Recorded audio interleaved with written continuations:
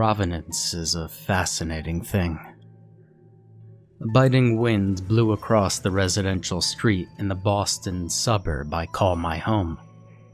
The last few days had seen almost non-stop torrential downpours, and this was the first time the sun had shown its face in over a week. My rain boots carried me safely through the puddles as I veered off the sidewalk and onto a gravel road, carrying my oversized briefcase towards the large barn-like building at the end of the drive. Saturdays tend to be slow and sleepy mornings for most of my friends, but not for me. They often sit in slack-jawed astonishment as I tell them about my 6 a.m. wake-up times. I always explain it to them like this. Some people get up early for tailgates and football games, but the flea market is just my stadium. A blast of warm air hit me as I opened the front door to the antiques market, no doubt named after someone's silly tongue-in-cheek joke that stuck around. My glasses fogged up from the sudden temperature change, and I pulled off one of my gloves with my teeth so I could wipe them off, breathing in the smell of antiques to trade and money to be made. I smiled as I made my way over to my small stall by the corner. In the world of flea markets, stalls were first come, first served. If you didn't get there early enough to reserve a spot, then you didn't sell anything. I sat down on the small stool and laid my briefcase up on the table. The latches snapped open with a satisfying click, and I slowly raised the lid, revealing a dazzling array of vintage watches. The collective ticking of my wares drifted out of the case as a single, steady beat, which was a distinct point of pride for me. Nothing demonstrates a horologist's prowess better than that sound. If all of your watches tick at different times, then how precise can you possibly be? Now, to be completely fair, I probably care about precision far too much. I wake up at 6 a.m. every morning. I'm exactly 15 minutes early to every event I attend, flea market notwithstanding, and I go to sleep at 10 p.m. every night I can. Living your life surrounded by timepieces will do that to you, though. Other vendors started arriving half an hour after I had finished setting up my table. I looked up from the book I was reading and eyed them as they started unpacking and preparing for the day. It was the usual crowd of antiquers, most of them peddling brick and brack like old dining sets, while some of the higher-end sellers dealt in furniture or obscure vintage art and collectibles. I didn't care much for the objects they were selling, but I did have a voracious appetite for their stories, for their provenance. The provenance of something refers to its history of ownership. Who owned it when? Where did they store it? And who did they get it from and give it to? Those questions all work together to not only establish the authenticity of a piece, but also to provide its history.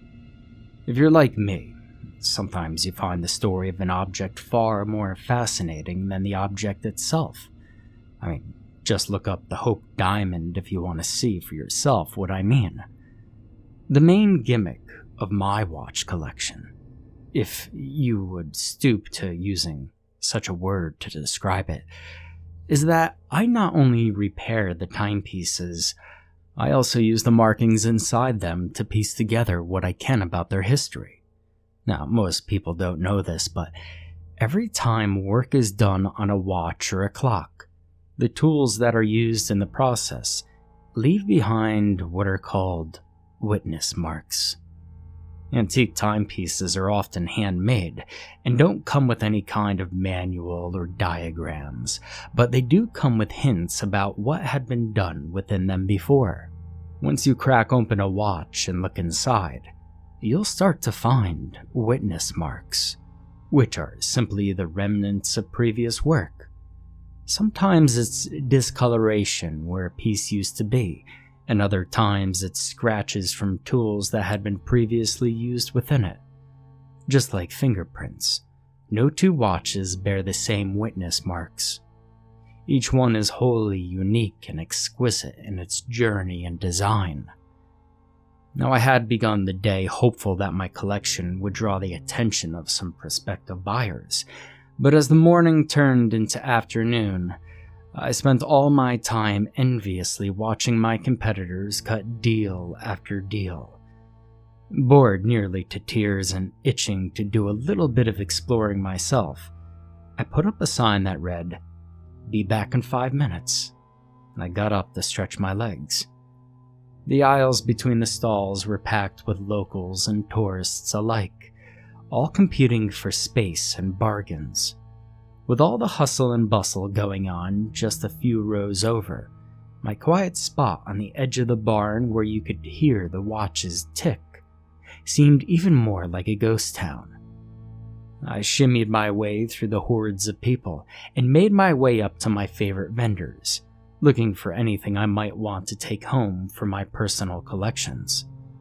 Finding nothing of value and getting anxious about leaving my stall unattended for too long, I turned around and made my way back, preparing to cut my losses and just leave early. When I got back, though, I found something strange waiting for me.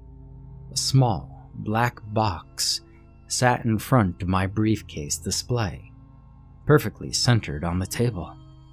I looked briefly for the owner of the box, even asking nearby vendors if they had seen anyone leave it there. They all said they had seen no one at my table except for me, a reply that I couldn't help but think was an underhanded insult. Curiosity finally got the better of me, so I picked up the box and sat down on the stool. Small, ornate carvings decorated the outside of the cube, almost invisible from a distance, but it was entrancing up close. I traced my fingers along the edges, feeling the grooves. Then, curious to get a closer look, I took out my magnifying glasses attachment and hooked it onto my normal prescription lenses. The markings were even more magnificent up close. Thousands of tiny lines wound their way across the leather surface, weaving between each other before branching out and weaving between other lines. It only occurred to me, after several minutes of marveling at the outside of the box, that I hadn't even opened it up yet. I removed my glasses attachment and undid the simple clasp that held the front of the box shut. The lid glided smoothly on its hinges as it opened up to reveal one of the most gorgeous antique watches I had ever seen. It was nearly perfect in every way, outside of two notable details. Now, the first flaw was that the clock had stopped at 3:15. I couldn't help but wonder had someone left it for me to fix. I wondered who it might belong to as I pulled on a pair of latex gloves. Until I knew exactly how the old piece was, I didn't want to risk damaging it any further. I gently picked it up out of the box and turned it over in my hand. It was completely silent within. The second notable detail was that the back of the watch was heartbreakingly defaced. A name had once been engraved into it, but now all that was left of the owner's name was a Mr., followed by 3 long scratch marks that covered the name underneath. Thankfully, the gouges didn't seem to warp the rest of the plate, or cut through the gears inside. A strange sense of avarice overwhelmed me. I found myself closing up early and sneaking out one of the side doors. I scurried down the length of the gravel lot and back onto the sidewalk before making my way to my house a few blocks down the road. I eventually came back to my senses after locking my front door behind me and peeking conspiratorially through the blinds for a few moments. I have no idea why I was being so jumpy. I took my rain boots off and placed them nearly on the floor beside the door, hung up my jacket, and placed my keys in their dish on the counter. And then I carried my briefcase down into the basement and placed it on my desk before heading over to my workbench with the ornate box. I clicked on the overhead light and laid out my tools, practically salivating over the strange new gift an unknown stranger had left me. The rest of the world fell away as I turned the watch over and took the back off of it, revealing the most complex and fascinating array of internal mechanisms that I'd ever seen. The design of this piece was unrivaled in both design and beauty. Though the front face had stopped, the gears within were still churning away, working in perfect harmony.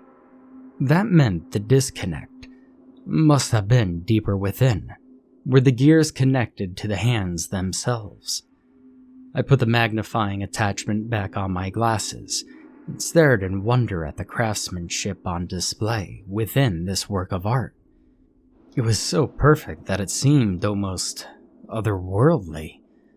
I pulled out my camera and took pictures of the gears before removing them, since I was absolutely terrified of messing up any part of the immaculate work. Although, I found something truly strange as I worked my way through the first layer of gears. There were no witness marks. An alarm went off on my phone, alerting me that it was already 9 p.m. I blinked in confusion at the alarm. Hadn't I just sat down to work? It was odd. I almost never lose track of time. My stomach growled, and I stumbled my way from the workbench, stopping at the base of the stairs for one last look at the marvelous enigma that had fallen into my lap. Then I headed up to the kitchen to scrounge up some dinner. That night, I dreamed of an unfamiliar house. I was standing in the bedroom, staring down at a sleeping form of a stranger. After a while of watching their chest slowly rise and fall, I turned and made my way out of the room and down the stairs, eventually going out of the front door. A distorted version of the familiar Boston skyline stretched out through the darkness of the night, and I found myself moving toward it. I woke up in a cold sweat and checked the time. 3:15. I still had a few more hours until my alarm was supposed to go off, so I rolled over, cleared my mind, and fell back to sleep. I spent my Sunday hunkered down in the basement working on the mystery watch. I settled into a steady pattern as the hours ticked by. I'd look for witness marks, found none, take a picture, and then remove the next few gears. The near perfection of the timepiece apparently went deeper than the surface. A complete lack of markings like that wouldn't even exist in a factory-made watch. Whoever built it must have dedicated a lifetime to the craft. Or maybe they made a deal with the devil. I joked under my breath before checking the time again. It was already 2 p.m., and the watch had suckered me out of most of my day yet again. I spent the rest of the day relaxing and watching TV, but my mind kept going back to the basement and theorizing my plan of attack for the next day after I got home from work. I was going to get to the bottom of that watch. My dream that night brought me back to the exact spot where I had stopped the night before. I resumed my trek toward the city and found myself seeing more and more familiar sights. The skyline wasn't wrong. It was just a different side of it than I normally saw. I traveled several blocks before I woke up. It was 3:15, yet again. I was unnerved, to say the least, and I found myself having a harder time falling back to sleep.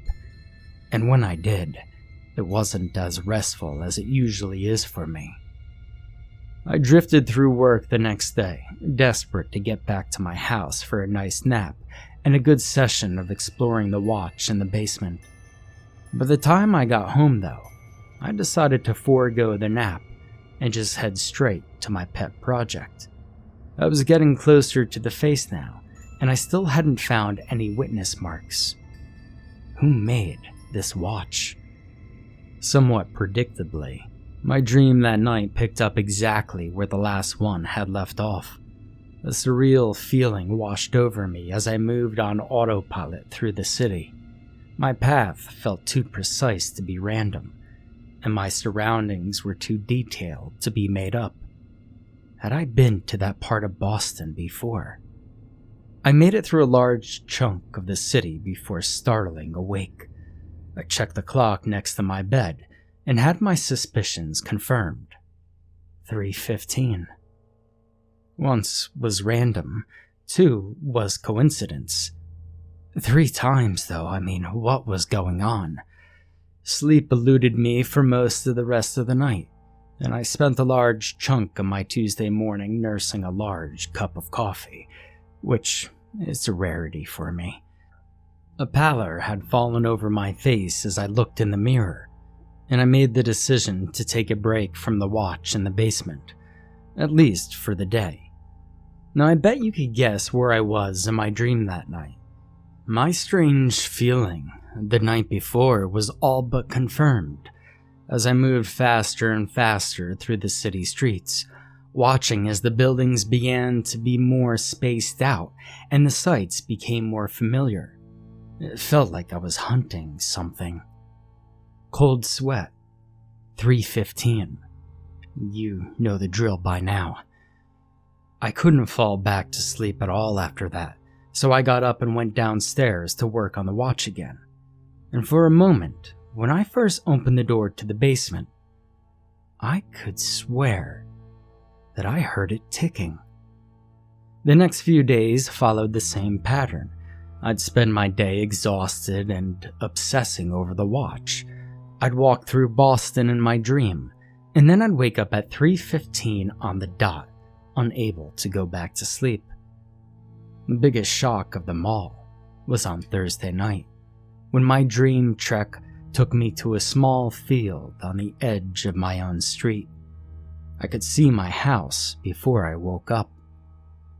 First thing Friday morning before I went to work, I made my way out to the exact spot where I had stopped in my dream. In the field, exactly where I had been standing when I woke up, there were 2 small patches of flattened grass, shaped like a pair of hoof prints. I ran back to my car and drove home, calling in sick for the first time in years. I went straight down to the basement and began frantically piecing the watch back together. It took the entire day of agonizing over the pictures I had taken, but I finally managed to put all the gears back into place. Taking one last look of the insides of the watch through my magnifying lenses, I was startled to find that I hadn't left a single witness mark. That was the last straw. I put the watch back in the box and closed it before going to bed. My dream started at the end of the street, right where the hoof prints had been.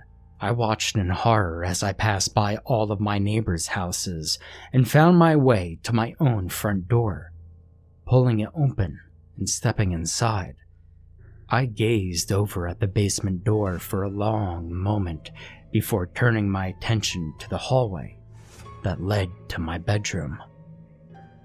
I was a captive audience, trapped as I stalked through my own house.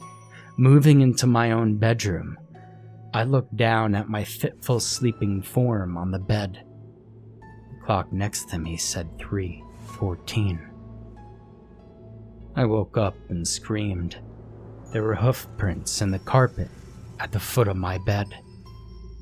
I drove aimlessly until the sun rose above the horizon, too anxious to stay in my own house.